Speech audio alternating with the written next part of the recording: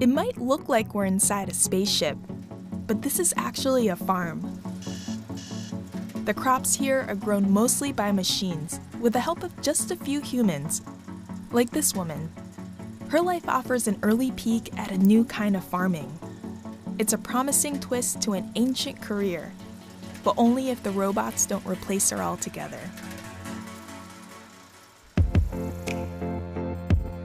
As technology replaces old jobs, it's also creating new ones. I'm Aki Ito, and I'm here to show you the jobs of the future.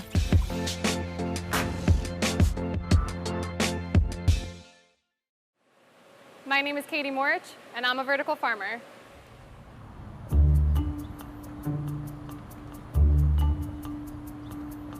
Katie works for a 3-year-old startup called Bowery.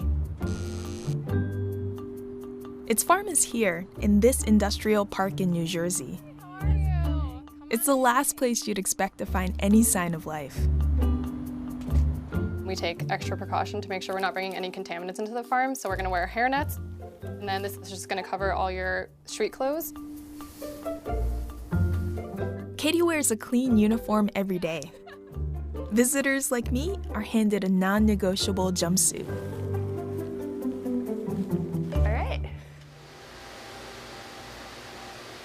Step inside and you'll see a cross between a factory and a lab.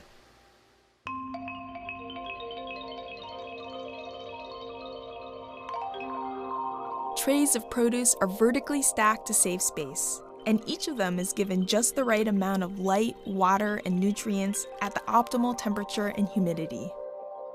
It's an incredible level of precision, which is why Katie can grow more faster with less water and no pesticides. It's also what lets her grow things that taste like nothing you've ever had before.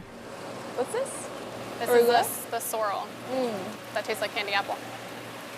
Whoa! Good, it's so sour. I know. The majority of this facility is automated. The data is collected by sensors, and a computer controls growing conditions for the crops. For the things that the machines can't do yet, Katie and her fellow human farmers fill in. And even those tasks are dictated by the software that runs this whole operation. It lets me know what I have to do, what time I should be doing it by, and that's how I get my day done. Do you ever rebel against the computer's orders? Once in a while, if we're trying to do a little experiment of our own, be like, okay, is this system telling us the correct thing? Most of the time it is. All the time it's right.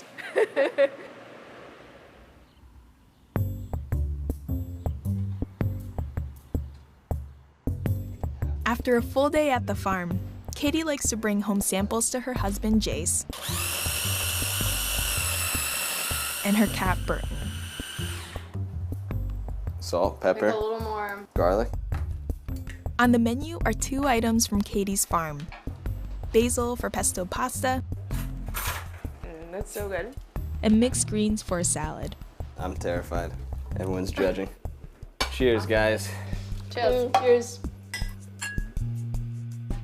Katie fell in love with environmental science in college, but after graduating, she struggled to find a full-time career in the field. Jace had to deal with me a lot. You know, coming home to me crying and trying to figure out if I'm making the right decisions. And then somehow online Bowery popped up. She told me about this job, like Bowery Farming. It's like an indoor vertical farm, and I was like, all right, this sounds like total BS. So I took my work truck and I said, you know what, let me swing around and see what this is all about. So I drove up to it. Doesn't look like there's a farm in there at all. So I called her and I was like, listen, I know you're psyched about this job, but it seems super sketchy. But I figured I'd go and check it out for myself. And I pulled up and it was exactly as how he described, but I gave it a shot. And so in 2017, Katie joined Bowery. She became employee number 9. This is really my first real full-time big girl job. And it was a little intimidating at first coming into this company with people that have like their PhD, and I don't necessarily have that background. So I constantly doubted myself when I first started at Bowery. I wasn't worried about her at all, you know. She said to us, "Can I do this?" And I used to tell her to have a little faith in herself. Katie grew up in a typical New Jersey suburb with 2 working parents. They've tried to stay away from putting too much pressure on their only child. When we heard about what she was doing and realized that this is something that didn't exist when we were younger, and I thought back from my generation, you know, PCs came out when I started working. And my parents probably would have said I was crazy if I went into an IT field at the time, but now look what happened. So it's not a good idea for us to try to tell her what to do because it's a different world.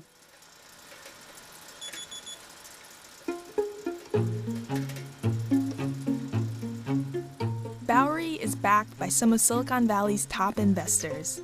And with almost $30 million of funding, the startup is expanding fast. And in May, after all that time she spent doubting herself, Katie got promoted to lead a team of her own farmers. The produce she grows supplies a few nearby grocery stores, as well as this restaurant in Manhattan. It's less than 10 miles away from the Bowery farm.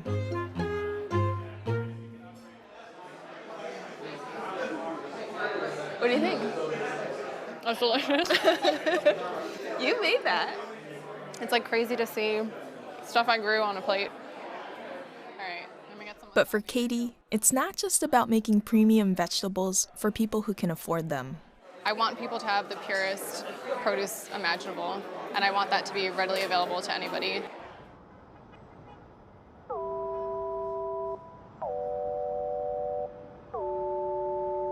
The world's population is set to reach 9.8 billion people by 2050.